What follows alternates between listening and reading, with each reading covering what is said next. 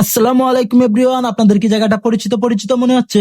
আপনারা কি আমার মতন চিন্তা ভাবনা করতেছেন এই জায়গাটি হযরত শাহজালাল রহমতুল্লাহি আলাইহির দরগা শরীফ? হ্যাঁ ভাই, ঠিকই ধরেছেন, এই জায়গাটি হযরত শাহজালাল রহমতুল্লাহি আলাইহির দরগা শরীফ। কিন্তু আমি এই দরগা শরীফে অনেকবার এসেছি, কিন্তু আপনাদেরকে কোনো সময় ভিডিও করে দেখাই নাই। তাই আজকে আবারও চলে এসেছি আপনাদেরকে ভিডিও করে দেখানোর জন্য সম্পূর্ণ। আর ভাই, আপনাদের হয়তো অনেকের মনে শখ বা ইচ্ছা আছে যে হযরত শাহজালাল রহমতুল্লাহি আলাইহির মাজার শরীফ ঘুরে দেখবেন, কিন্তু অনেকে দেশ বিদেশ ও বিভিন্ন দূর দূরান্তে থাকার কারণে আসতে পারেন না। আর আমার সাথে এসেছে আমার বড় ভাই ইব্রাহিম ভাই, আমরা দুইজন এসেছি মাজার ঘুরতে, আর আপনাদেরকেও সম্পূর্ণ ভিডিও করে দেখাবো। আর ভাই, আমরা দুই ভাই গরিব মানুষ ভাই, আমাদের কোনো ক্যামেরাম্যান নাই, তাই আমি ভিডিও করতেছি আমার বড় ভাই ইব্রাহিম ভাইয়ের, আর আমার ভিডিও করে আমার বড় ভাই ইব্রাহিম ভাইয়ের। আজকে আপনাদেরকে সম্পূর্ণ মাজার ভিডিও করে দেখাবো, আমাদের সাথেই থাকুন।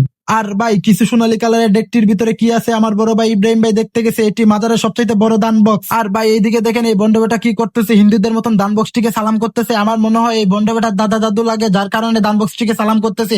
এ কি দেখা যাইতেছে, এক আফাও দেখা যায় দান বক্সটিকে সালাম করতেছে। এই বন্ড বেটার আর আফার মনে হয় দাদা দাদু বা নানা নানু লাগে দান বক্সটি, যার কারণে সালাম করতেছে। আর ভাই, আপনারা হয়তো অনেকেই জানেন 2004 সালে 21শে জানুয়ারি হযরত শাহজালাল রহমতুল্লাহি আলাইহির মাজার শরীফে দুইটি বড় বোমা হামলা করা হয়। আর এই বোমা হামলার কারণে পুকুরে থাকা বিশাল বিশাল বড় বড় আকারের গজার মাছগুলো অনেকগুলাই মারা যায়, যার কারণে এখন বর্তমান 2026 সালে এসে বড় বড় গজার মাছ আর আগের মতন দেখা যায় না। এই ঘটনার পরে অনেক গজার মাছ থেকে যায়, যেগুলো এখনো পুকুরে আছে। মানুষ সিরিয়াল ধরে দেখতেছে, দেখতে পারতেছেন, কিন্তু আমি ভিডিওতে দেখাতে পারতেছি না, কারণ পানিটা গুলা হয়ে আছে। আর ভাই, হযরত শাহজালাল রহমতুল্লাহি আলাইহির মাজার শরীফে কবুতরগুলোকে কেন জালালি কবুতর বলে ডাকা হয়, সেই ইতিহাস আজ এই ভিডিওর মাধ্যমে তুলে ধরবো।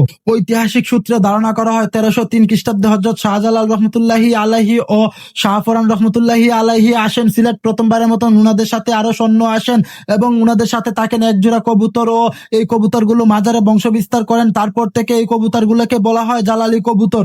আর ঐতিহাসিক সূত্রে ধারণা করা হয় হযরত শাহজালাল রহমতুল্লাহি আলাইহির নাম থেকে এই কবুতরগুলোর নাম জালালি কবুতর রাখা হয়। আর ভাই, কিছুদিন আগে এই ডেকগুলোকে নিয়ে বিশাল একটা গন্ডগোল হয়। এই ডেকগুলো হলো কি হযরত শাহজালাল রহমতুল্লাহি আলাইহির দরগা শরীফের একমাত্র দান বক্স। আর এই দান বক্সে প্রতিদিন হাজার হাজার মানুষ শত শত টাকা দান করে, কিন্তু এই টাকা কোথায় যায় তার কোনো হিসাব নাই। কিছুদিন আগে 22শে জুন 2026 তারিখে সিলেটের ডিসি সারোয়ার আলম সাহেব এই টাকা প্রকাশ্যে গণনা করে দেখেন প্রায় 17,65,000 টাকা উদ্ধার করেন। তারপরে এই টাকা ব্যাংকে জমা করেন, তার সাথে উনি আরো 5 লাখ টাকা অনুদান করেন। আর এই সব ঘটনা সম্পূর্ণ এই ভিডিওর মাধ্যমে তুলে ধরা সম্ভব নয়, আপনারা ইউটিউবে সার্চ করে দেখে নিন ঘটনা কি হয়েছিল। আর ভাই, যারা মাজার ভক্ত তাদেরকে কিছু কথা বলতে চাই, আপনারা মাজারে দয়া করে টাকা দান না করে দেখবেন মাজারে শত শত প্রতিবন্ধী ভিক্ষুক আছে, উনাদেরকে দান করবেন, উনাদের টাকাটা কাজে আসবে। প্রতিবন্ধী বৃদ্ধ লোক দেখে ও বয়স্ক লোক দেখে দান করবেন, মাজারে দান করে কোনো লাভ নাই, মাজারের টাকা দালালরা মেরে খায়। আর ভাই, এইসব কথা বাদ দেন, আমি ছোট মানুষ, আমার যদি কোনো ভুল ত্রুটি হয়ে থাকে তাহলে আমাকে ক্ষমা করে দিবেন। আপনাদের যথেষ্ট জ্ঞান বুদ্ধি আছে, আপনারা কি করবেন না করবেন সেটা আপনাদের বিষয়। আর ভাই, আমি এইসব কথা বলতে বলতে আরেকটি স্পটে চলে এসেছি। এই স্পটটি হলো গিয়ে হযরত শাহজালাল রহমতুল্লাহি আলাইহির পানি পান করার স্পট। আর এই জায়গার সৌন্দর্য ধরে রেখেছে দিয়াল ও খেজুর গাছগুলো, আর মাঝখানে আছে হযরত শাহজালাল রহমতুল্লাহি আলাইহির পানি পান করার কুয়া। এই সেই কুয়া, যে কুয়া থেকে হযরত শাহজালাল রহমতুল্লাহি আলাইহি ও উনার সৈন্যরা পানি পান করতেন।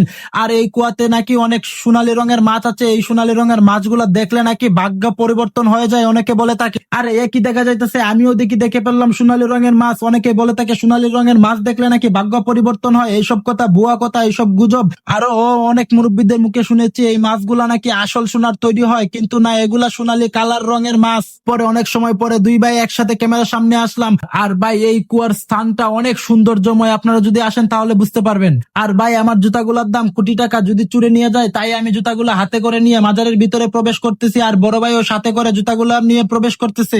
আর ভাই, দরগার ভিতরে প্রবেশ করতে দেখি মানুষ নামাজ পড়তেছে, আমরা দুই ভাই খালি বন্ড ভিডিও করতেছি। এরপরে চলে আসলাম হযরত শাহজালাল রহমতুল্লাহি আলাইহির কবরের সামনে এসে দেখি হাজার হাজার মানুষ হযরত শাহজালাল রহমতুল্লাহি আলাইহির কবর জিয়ারত করতেছে। আর ভাই, একটু ভালো করে লক্ষ্য করে দেখেন কবরস্থানের ভিতরে কিছু টাকা পড়ে আছে, আর আমি একটা জিনিস বুঝতেছি না, মৃত মানুষ টাকা দিয়ে কি করবে। পরে আমি বাইরে চলে আসলাম, এসে নায়ক সালমান শাহর কবর খুঁজতেছি। পরে সামনের দিকে তাকায় দেখি নায়ক সালমান শাহর কবর। নায়ক সালমান শাহর কবর অনেক সুন্দর। নায়ক সালমান শাহর কবরস্থানের উপরে একটি খেজুর গাছ লাগানো আছে। পরে বড় ভাই গেল, বড় ভাই হাত দিয়ে নায়ক সালমান শাহর কবরস্থান দেখালো। কবরস্থান হাত দিয়ে দেখানো ঠিক না। আজকের মতন ভিডিওটা এই পর্যন্তই। আপনারা সবাই ভালো থাকবেন, সুস্থ থাকবেন, আল্লাহ হাফেজ।